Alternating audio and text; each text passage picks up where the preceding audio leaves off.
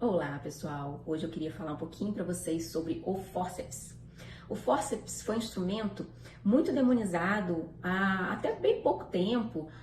Eu, quando fiz residência médica, eu não aprendi a passar fórceps, né? A utilizar o fórceps no trabalho de parto, para ultimar o parto, mas hoje em dia, né, com o protagonismo da mulher no parto, empoderamento feminino, tem se falado muito no parto vaginal, sempre em primeiro lugar, o que deveria ser, né, gente? Sempre deveria ter sido, mas antigamente a gente falava muito, deu algum problema, cesárea. Hoje em dia a gente não, bem assim, a gente tenta o máximo que a gente puder e que tiver segurança para a mamãe e para o bebê, o parto vaginal. Principalmente quando a gente fala em parto vaginal com analgesia, porque o parto vaginal com analgesia, ele aumenta a chance de você precisar instrumentalizar o parto, tá? Eu fiz uma pesquisa e 45% das pessoas que responderam no Instagram disseram que achavam que o fórceps era um vilão, tá? E isso não é verdade. Então, o que acontece? O parto instrumentalizado, um dos instrumentos é o fórceps. Mas nós temos outros, por exemplo, o vácuo extrator e as espátulas de Thierry.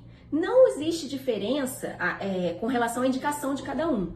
A indicação vai do médico, né, que vai precisar utilizar o instrumento que ele está mais familiarizado, tá? Então ele pode escolher o fórceps, ele pode escolher o vácuo, a espátula de Thierry, enfim, o que ele tiver mais familiarizado.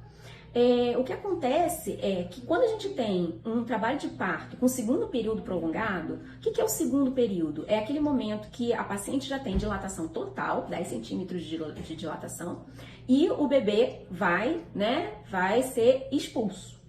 E esse é o período expulsivo que a gente chama, justamente porque o bebê vai ser expulso, né?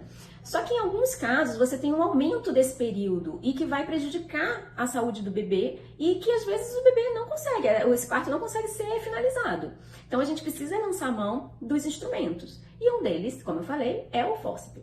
O fórceps, ele precisa ser passado por alguém que que tenha sido habilitado, que tenha feito curso, porque é importante que ele seja passado de maneira correta. O problema de antigamente, né, com relação ao fórceps, era que muitas pessoas acabavam utilizando de maneira inadequada. Então você tinha realmente machucados no bebê.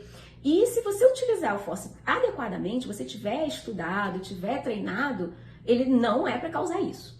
Uma outra coisa que dificulta, né, a passagem do fórceps é porque nós precisamos saber qual é o que a gente chama de variedade de posição. O que é variedade de posição? É para qual a orientação da cabecinha do neném em relação à pelve da mãe. Então eu preciso saber onde estão as fontanelas, né? As fontanelas são aqueles buraquinhos que tem na cabecinha do bebê, o pessoal chama de moleirinha, né? Então a gente precisa identificar as duas principais fontanelas. Tem uma fontanela, uma moleirinha anterior e uma posterior. Nós precisamos identificar. E às vezes a gente não consegue identificar adequadamente. Se for um parto que já está mais prolongado, às vezes o bebê faz um edema assim da cabecinha e aí fica muito difícil a gente localizar.